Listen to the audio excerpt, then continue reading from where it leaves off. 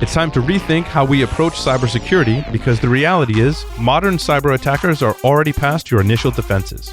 ExtraHop helps your security team find and eradicate advanced threats before real damage is done.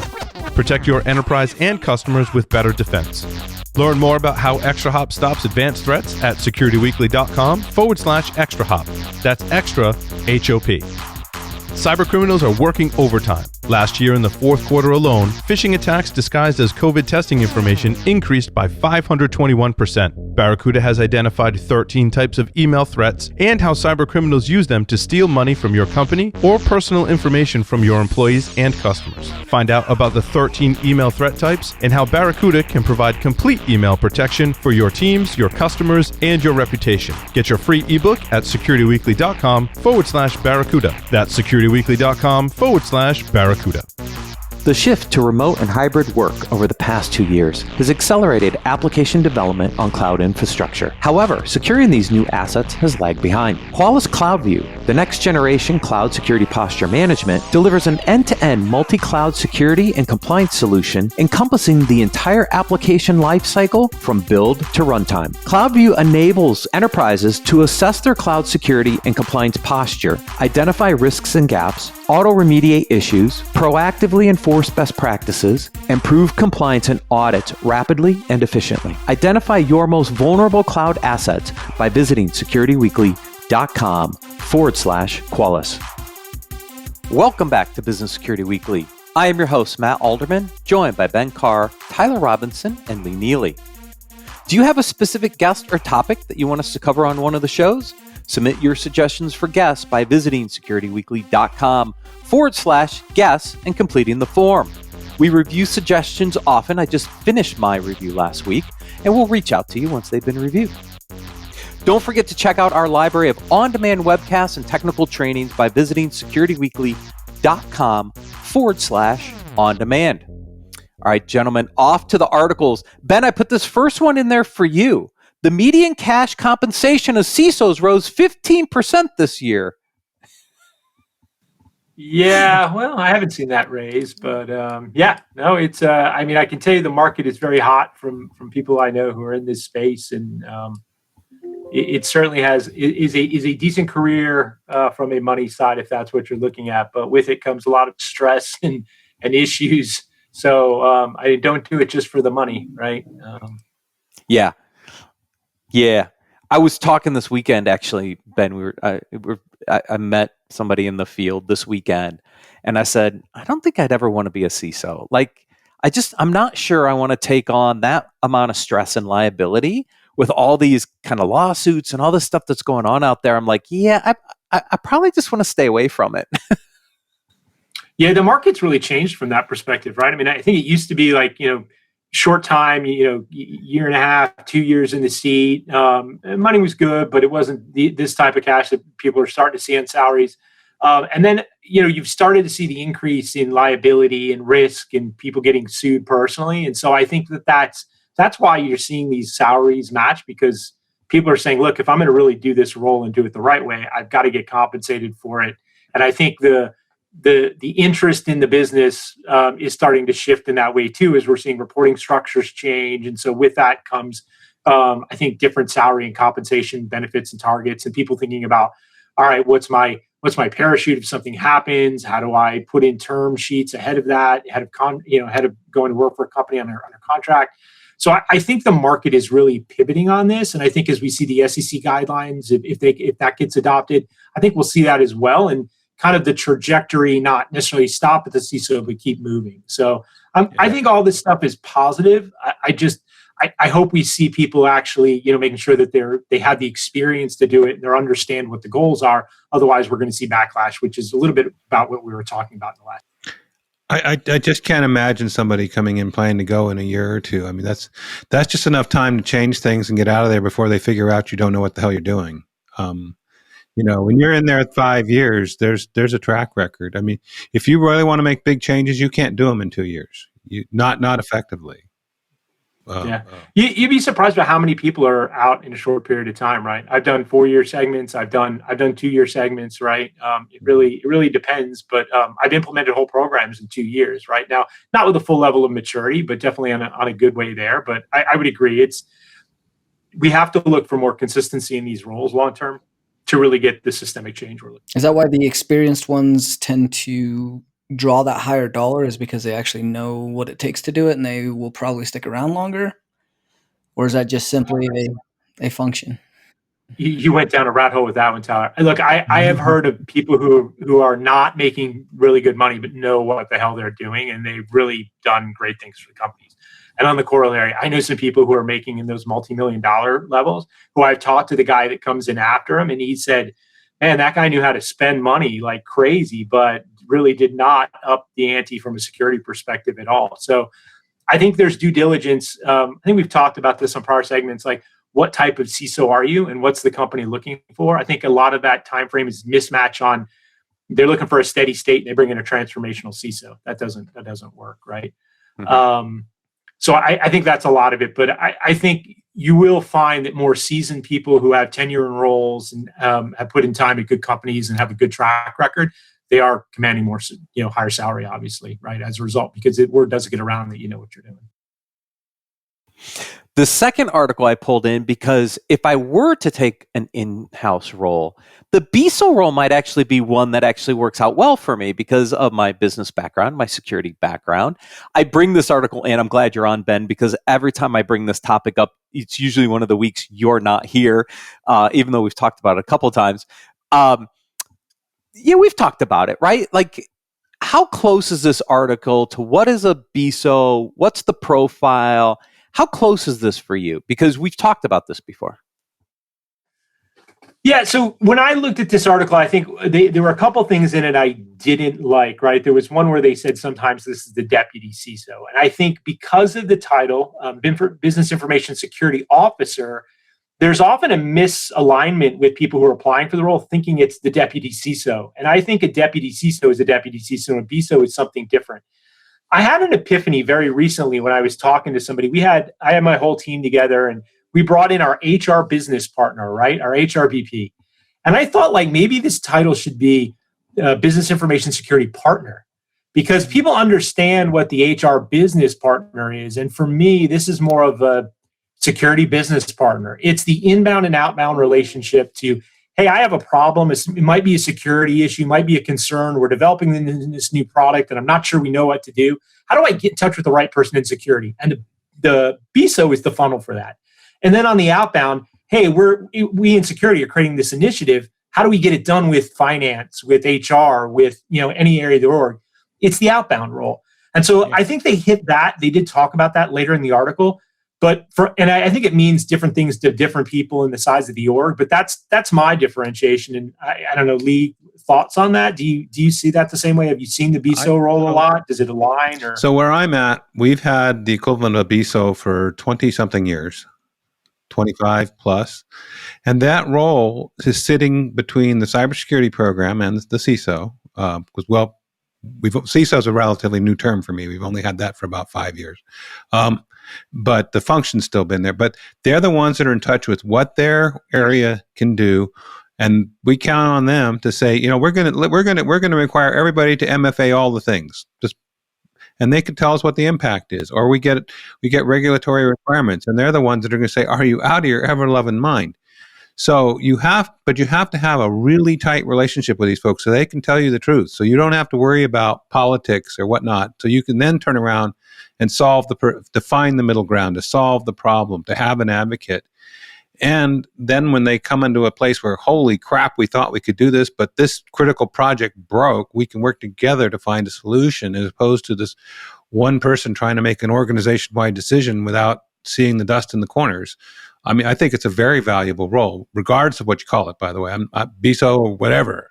I get to define it right, because it's your ally in the field that knows folks. And when they come from in the middle of whatever that specialized area is, they can really help you, and you can bounce things off them. I guess I'm guessing I'm getting a little too far here, but I think you know what I mean. Yeah. Yeah, I agree. I agree wholeheartedly with you. And I would think the one thing I would add on just to close it out from my side is I think if you could find somebody inside the business who's existing in the business who can come over and has a panache for security, that's your most successful candidate for this because they know that's the whole point. They know the business. They understand where the bodies are buried. They have the relationships with the people. They can finesse and talk to people and get things done. And they already feel like a connection back to security from the business. They don't feel like they're talking to somebody who's abstract and doesn't care. If you can do that, I think you're setting yourself up. You reminded me of two things I forgot just to close it out. One is that BISO has to be empowered by the management of that area. They can't be an individual contributor at the bottom. They got to be connected to the top of the pyramid, wherever that top is for that organization. And they have to be known to the people in the area so they know who to call, who they want to hallway tackle if you prefer the other model. And that's where the fortune when they're empowered and everybody knows who they are, it is very powerful. Yep. In both of these roles, CISO, BISO, they're all leadership roles. So I always try to pull in the a leadership article, each week. This one comes from Inc. I've been pulling in some more Inc. articles lately because they do write some good stuff on leadership. This one talks about 4 steps to being an authentic leader. And as I was reading, I put it in the notes, and as I was reading it today, I was kind of looking at it going, okay, but I think it's more than this, right? I'm not sure these 4 points really hit it for me when I think about being authentic. We talked about transparency and building trust and the things that you have to do, I think, to be a really good leader and authentic at that point. A couple of these didn't quite hit it for me. Thoughts, Ben, Lee? Well, I was going to say, I think these are interesting, but may not be. They're a little shallow, but they're important. I mean, transparency, honest feedback, take care of yourself. I mean, the third one that should go across the board these days, particularly after the last couple of years. People really need to work on taking care of themselves. I think some of you have heard me before say one of my hot buttons is that, you can work whatever schedule you want as long as you're checking your email every hour.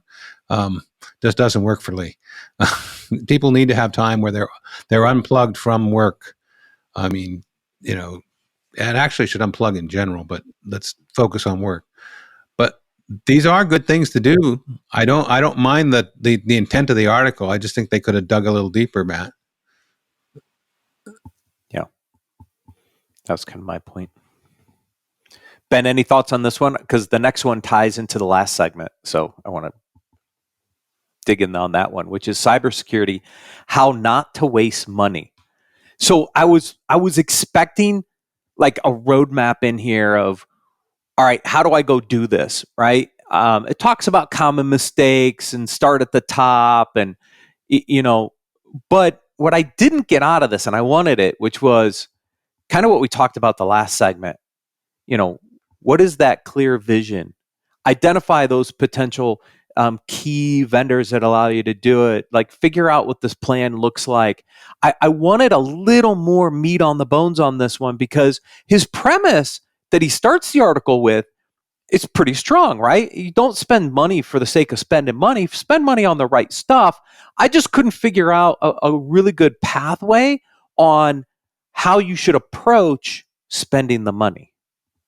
Yeah, I would concur with that. I didn't really find a lot of meat or detail in this. It seemed very, very top level, very, I don't know, just a cursory approach to this. I mean, take a top-down approach to building a security budget. I mean, you can do top-down, bottoms-up, but like, how does that impact whether you're wasting money or not wasting money on that? I don't think that addresses it. So I think that there's a lot more critical areas that you have to look at.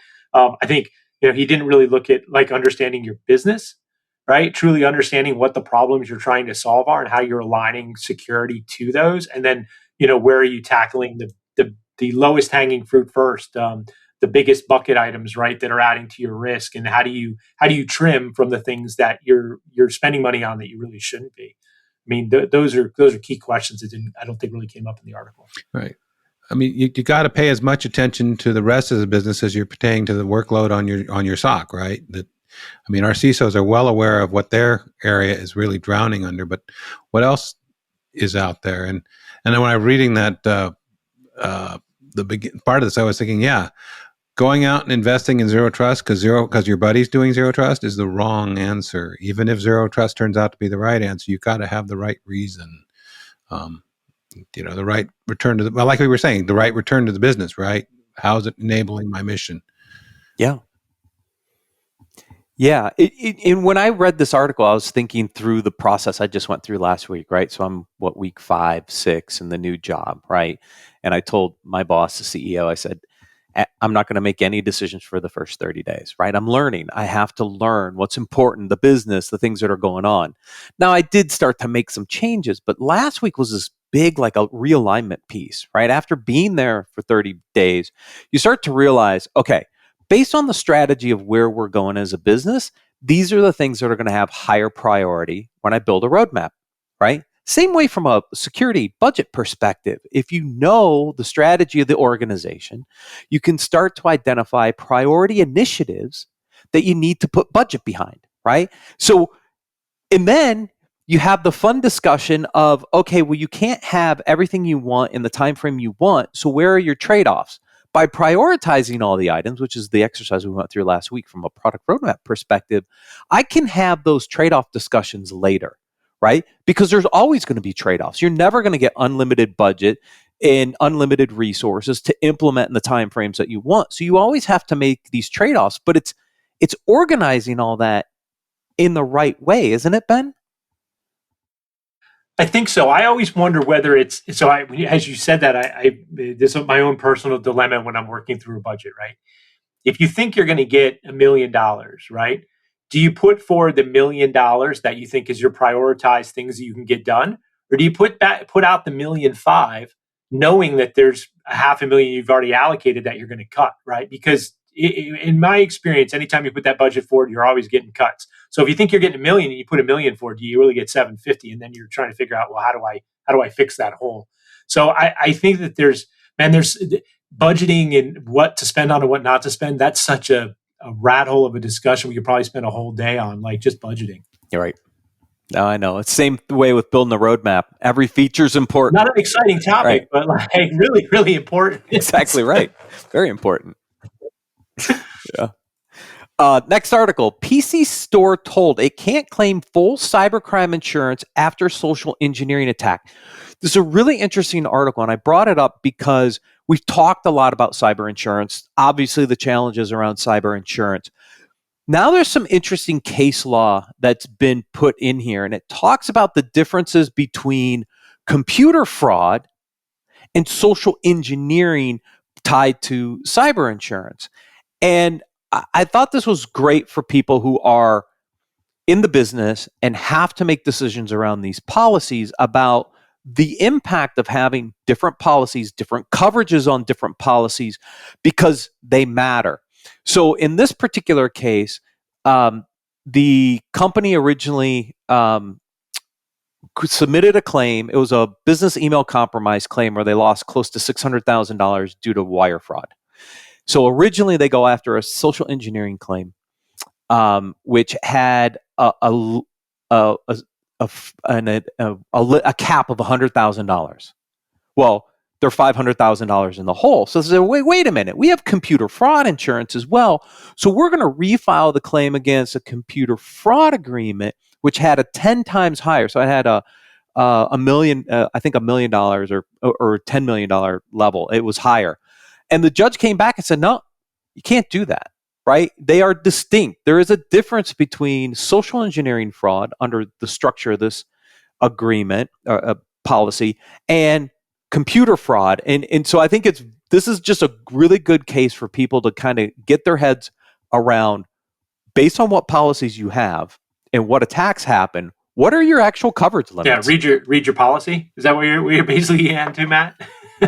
Wait, basically. Look, Go ahead, Lee. Because I would say, don't just read your policy. I think it's get somebody who knows what the hell they're doing, like a lawyer to read your policy, because you don't necessarily even play a lawyer on TV. You really need, you got to have the background. Yeah, I guess that was part of my assumption. I meant like the company, right? Like the royal read your policy, right? Versus the local like read your like. I think anytime you get into legal contract analysis, like you've got to bring in legal. Like you can read through it and kind of come up with like where your questions are, what your concerns are. But this not the same thing, but very similar is I don't know if you saw the news out. Lloyd's basically put out recommendations that any state sponsored cyber activity was basically not going to be covered under any policies from Lloyd's or its subsidiaries anymore, right? And I think the lesson there is like you've really got to think about like is insurance really a compensating control, which I think it's been used as for a long period of time as, right?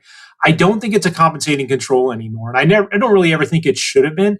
I think what you really need to think about now is what are you actually covered for, and how does that change the gap areas that you need to figure out how to address, right?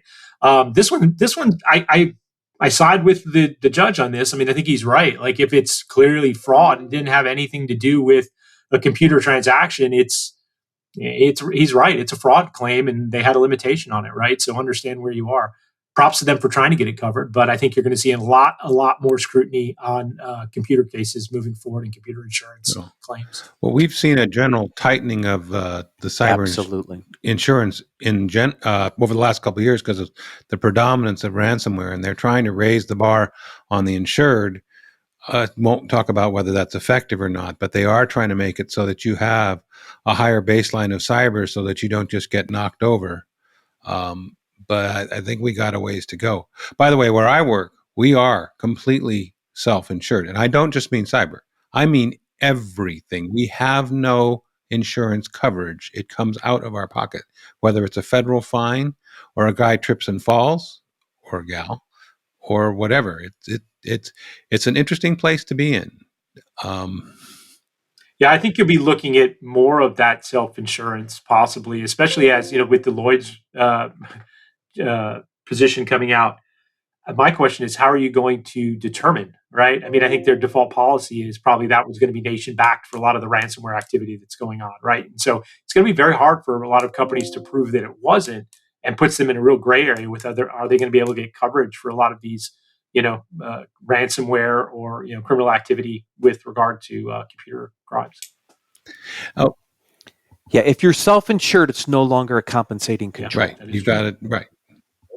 You can accept the risk. Because it's coming out of your budget one way or another. We have accepted the risk, but you have not transferred it or compensated.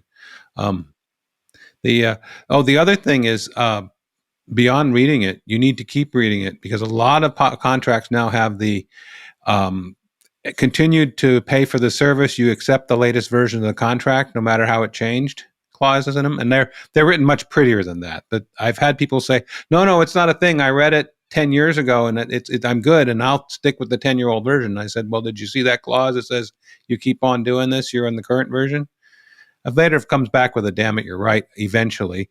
So like I said, keep reading it every time you renew it. And pre-breach, any type of issue or concern, make sure you're finding out, do you need to get pre-approval, right? From external counsel or third parties or consultants you bring in. Like, you don't want to pay $500,000 to somebody to solve an issue and then come and find out that you didn't get pre-approval or pre-authorization from the insurer. Like, there's just a lot of things from an insurance side you've really got to dig into the details on. Yep, for sure. Last article for today: keeping your team motivated when the company is struggling. We know the macroeconomic pressures right now. We've seen some of the layoffs in the news, even in our own industry. And I ran across this article and I said, this is probably good for some organizations and leaders to have in their back pocket, because there are going to be times, probably in the near future, where there are going to be some bad news, and there's going to be some layoffs and some tough calls that have to be made. And I felt, why not share this article and give people some tips on how, these are the things you should account for when you're delivering some of this bad news to your employees, such that you can then make sure that they stay motivated, they stay there, and you ultimately keep the ones that are there. Again, things like don't sugarcoat it. That transparency, I think, is a big one. But it talks about don't defend yourself or the decision by the company. That's a hard one sometimes when you think about it, because these decisions are tough. They're very difficult to make, but don't actually defend that decision, and don't say things like you have no idea how hard this was, or any like there's some really good tips in here. Deal with survivor guilt after the layoffs, right? Because there is survivor guilt. There's like people that are like, I'm still here, but my friend's gone. Like, yeah, deal with that after the fact. Don't do it. Don't do it beforehand. Those get you in lots of hot water. Yeah, I think this is going to be an important thing for a lot of people to consider right now, right? I mean, there's a lot of companies that are going to struggle through this, especially on the startup side. I think there's a lot of startups that are going to have to be figuring this out. It's, it may be acquisitions after acquisition. I mean, it may be perceived as, not the most beneficial thing, but people are going to have to figure out how to address this. I think stay human. That's really the big thing. Figure out how to empathize with people. You still got to get stuff done, but at the end of the day, you got to figure, how do you take a mental health break? How do you tell your people, hey, I know this has been a long week, take Friday afternoon off? I think it's about how you treat your people. That's what I think I align most with out of the article is how do you keep it human, and how do you take care of your teams? Yeah. Own your decisions. Don't pass the buck.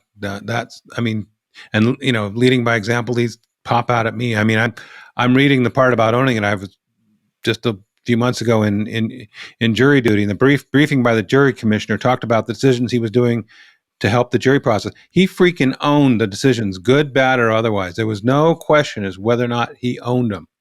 It means he put his integrity on the line, and that shows. And I mean, I am not a jury commissioner, don't play one on TV, but I'm going, this is a leader.